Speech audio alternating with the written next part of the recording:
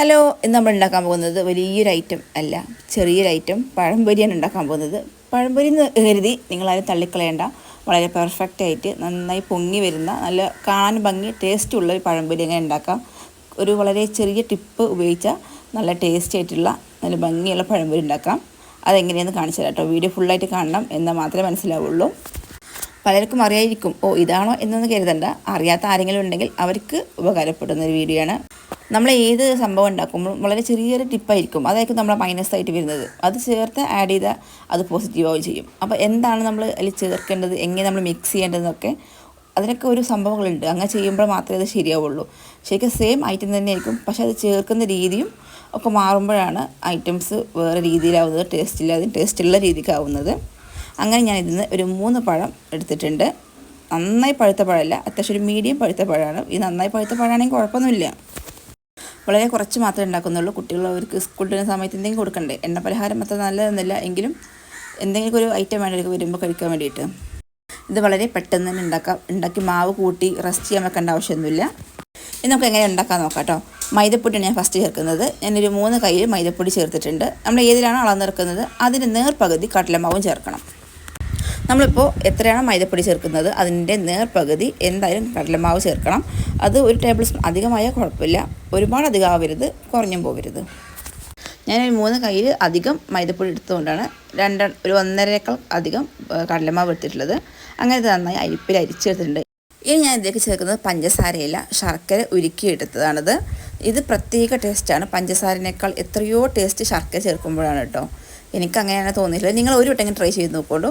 ശർക്കര ചൂട് പോയി ചെറിയ ചൂടോട് കൂടി ഇതിലേക്ക് ചേർത്ത് കൊടുക്കണം, എന്നാലേ ഉള്ളത് പൊങ്ങി വരുള്ളൂ. ചൂട് പോയതിന് ശേഷം ചേർക്കുന്നതിനേക്കാൾ ചെറിയ ചൂട്, നന്നായി തിളച്ച ചൂടല്ല, ചെറിയ ചൂടോട് കൂടി ചേർത്ത് കൊടുക്കണം.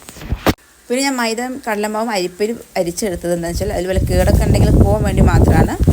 അങ്ങനെ അത് മിക്സ് ചെയ്ത് ശർക്കര മിക്സ് ചെയ്തിട്ട് തിക്കായിട്ട് മാവാണെങ്കിൽ കുറച്ചും കൂടി ലൂസാകാൻ വേണ്ടി കുറച്ച് സാധാ വെള്ളം, നോർമൽ വാട്ടർ അതിൽ ഒഴിച്ചിട്ട് നന്നായിട്ട് മിക്സ് ചെയ്തെടുക്കുക.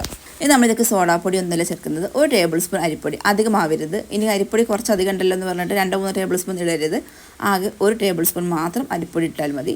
ഇനി ഒരുപാട് മാവുണ്ടെങ്കിൽ 2 ടേബിൾ സ്പൂൺ ഇടാം. ഇത് വളരെ കുറച്ച് മാവിലുള്ളൂ. 1 ടേബിൾ സ്പൂൺ അരിപ്പൊടി ധാരാളം.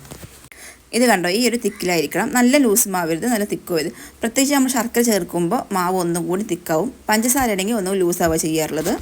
ഇനി നമുക്ക് നമ്മുടെ പഴം ഇതുപോലെ കട്ട് ചെയ്ത് 2 ഭാഗം ഒന്ന് കട്ട് ചെയ്ത് കളഞ്ഞാൽ നല്ല ഭംഗിയിൽ ഇതുപോലെ കിട്ടും. പിന്നെ അതുപോലെ മാവ് മിക്സ് ചെയ്യുമ്പോൾ നന്നായി ഒന്ന് മിക്സ് ചെയ്യണം, എങ്കിലേ ഉള്ളൂ അതിന് ശരിക്കും ഒരു പാകമുള്ളൂ. കുറച്ച് നേരം മിക്സ് ചെയ്ത് കഴിഞ്ഞാൽ അതൊരു കട്ട പിടിച്ച് കിടക്കും. അങ്ങനെ നമ്മുടെ എണ്ണ നന്നായി ചൂടായിട്ടുണ്ട്. ചൂടായതിനു ശേഷം മാത്രം പഴംപൊരി നല്ല ഏത് എണ്ണക്കടികളും പൊരിച്ചെടുക്കാൻ പറ്റുള്ളൂ, ഇല്ലെങ്കിൽ അതൊന്നും പൊങ്ങി വരില്ല. അങ്ങനെ മാവ് മുക്കി എണ്ണയിലേക്ക് ഇട്ടത് കുറച്ച് വലിയ പഴംപൊരി കേട്ടോ. സ്പേസ് കുറവായതുകൊണ്ട് ആ ഒരു ഭാഗം ചെറുതായിട്ടൊന്ന് മടങ്ങിയിട്ടുണ്ട്. ഞാൻ ഉപയോഗിക്കുന്നത് സൺഫ്ലവർ ഓയിലാണ്. പിന്നെ നല്ല ഹൈ ഫ്ലെയിമിൽ ഇട്ടിട്ട് വേണം ഈ പഴംപൊരി അതിലേക്ക് ഇടാൻ. പിന്നെ 2 ഭാഗം അങ്ങനെ പൊങ്ങി വരുന്ന സമയത്ത് ലോ ഫ്ലെയിമിലേക്ക് ആക്കുക, എങ്കിലേ ഉള്ളൂ അകം വെന്ത് കിട്ടുകയുള്ളൂ. അധികം സമയം ആവശ്യമില്ല, ലോ ഫ്ലെയിമിലിട്ടിട്ട്. ഇത് കാരണം നല്ല പൊങ്ങി വന്ന് നല്ല ഭംഗിയുള്ള പഴംപൊരി, നല്ല ടേസ്റ്റാണ് ഇത് കഴിക്കാൻ. ഇങ്ങനെ നിങ്ങൾ പഞ്ചസാര കൊണ്ട് പഴംപൊരി ഉണ്ടാക്കുന്നവർ ശർക്കര ഉപയോഗിച്ചൊന്ന് ഉണ്ടാക്കി നോക്കൊണ്ടു. അങ്ങനെ ഫസ്റ്റത്തെ ട്രിപ്പ് കഴിഞ്ഞു. ഇനി അടുത്തത് നമ്മൾ രണ്ടാമത് ചെയ്യുന്ന സമയത്ത് നമ്മളിപ്പോൾ ലോ ഫ്ലെയിമിലാണല്ലോ കിടക്കുന്നത്. ഇനി അത് ഹൈ ഫ്ലെയിമിലാക്കിയതിന് ശേഷം മാത്രം രണ്ടാമത്തെ മാവിൽ മുക്കിയിട്ട് പഴം അതിലേക്ക് ഇട്ട് കൊടുത്താൽ മതി, ഇല്ലെങ്കിൽ അത് പൊങ്ങി വരില്ല. നമ്മൾ എന്ത് സാധനം ഫസ്റ്റ് നമ്മൾ ഉള്ളിവിടെ ആയാലും പഴംപൊരിയിലും അത് ഫസ്റ്റ് നമ്മൾ ഇടുന്ന സമയത്ത് നല്ല ഹൈ ഫ്ലെയിമിലേക്കാണ് തീ, എങ്ങനെ പൊങ്ങി വരുള്ളൂ. പിന്നെ ജസ്റ്റ് ഇത് പൊങ്ങി വന്നതിന് ശേഷം പിന്നെ എന്ത് ചെയ്യാം, നമ്മൾ ലോ ഫ്ലെയിമിലൊക്കെ ആക്കി കൊടുക്കുക, അല്ലെങ്കിൽ കരിഞ്ഞു പോവുകയും ചെയ്യും, അകം വേവുകയില്ല. ഇത് കണ്ട് നമ്മൾ ഇട്ട സമയത്ത് തന്നെ പൊങ്ങി അവിടെ നിന്ന് മാറി നടന്നു പോകുന്നുണ്ട് പഴംപൊരി. പിന്നെ നമ്മൾ ഉണ്ടാക്കിയ മാവ് റെസ്റ്റ് ചെയ്യാൻ വെക്കേണ്ട ആവശ്യമൊന്നുമില്ല. നമ്മളിവിടെ മാവ് ഉണ്ടാക്കുന്ന സമയത്ത് ഗ്യാസിന്മേൽ നമുക്ക് എണ്ണ വെക്കാം. എണ്ണ ചൂടാകുമ്പോൾ ഇവിടെ മാവ് റെഡിയാവും. ആ സമയത്ത് തന്നെ നമുക്ക് പഴം കട്ട് ചെയ്ത് അപ്പോൾ തന്നെ പൊരിച്ചെടുക്കാം. ഒരു 15 മിനിറ്റിൻ്റെ ഉള്ളിൽ നമ്മളെ പഴംപൊരി റെഡിയാവും ചെയ്യും. പിന്നെ വീഡിയോ കണ്ടുകൊണ്ടിരിക്കുന്നവർ സബ്സ്ക്രൈബ് ചെയ്യാത്തവർ ഒന്ന് സബ്സ്ക്രൈബ് ചെയ്യാനും ഷെയർ ചെയ്യാനും ലൈക്ക് ചെയ്യാനും മറക്കരുത്. അതുപോലെ എൻ്റെ ചാനലിൽ ഒരുപാട് വീഡിയോസ് ഉണ്ട്, അതൊക്കെ നിങ്ങളൊന്ന് പോയി കാണണം കേട്ടോ. അങ്ങനെ ഓരോ ട്രിപ്പ് കഴിയുമ്പോൾ നമ്മളിതുപോലെ ഹൈ ഫ്ലെയിമിൽ വെക്കുക, പിന്നെ ലോ ഫ്ലെയിമിൽ വെക്കുക, അങ്ങനെ ചെയ്യണം. അത് ഓരോരോ സംഭവം ഉണ്ടാക്കുമ്പോൾ അങ്ങനെ. നെയ്യപ്പം നമ്മൾ ഉണ്ടാക്കുമ്പോൾ നെയ്യപ്പത്തിന് തീ നന്നായി ചൂടായ ശേഷം എന്ത് ചെയ്യും, ലോ ഫ്ലെയിമിൽ വെച്ചിട്ടാണ് പിന്നെ നമ്മൾ മാവ് ഒഴിക്കുന്നത്, എങ്കിലേ നെയ്യപ്പം പൊന്തി വരുള്ളൂ. പക്ഷേ നമ്മൾ ഉണ്ണിയപ്പം ഉണ്ടാക്കുമ്പോഴും പഴംപൊരിയൊക്കെ ഉണ്ടാക്കുമ്പോൾ ഉള്ളിയൊക്കെ ഉണ്ടാക്കുന്ന സമയത്ത് ഹൈ ഫ്ലെയിമിൽ തീ വെക്കണം, പിന്നെ ലോ ഫ്ലെയിമിലേക്ക് വെക്കുക ചെയ്യുന്നത്. അങ്ങനെ അവസാനം ഒരു 3 പീസ് കൂടി അതെല്ലാം ഒന്നിച്ചിടാം. അതോടുകൂടി കഴിഞ്ഞു. കണ്ടോ, പെട്ടെന്ന് പൊങ്ങി വന്ന് ആ എണ്ണയിൽ തന്നെ വിട്ടു പോവുകയും ചെയ്യും.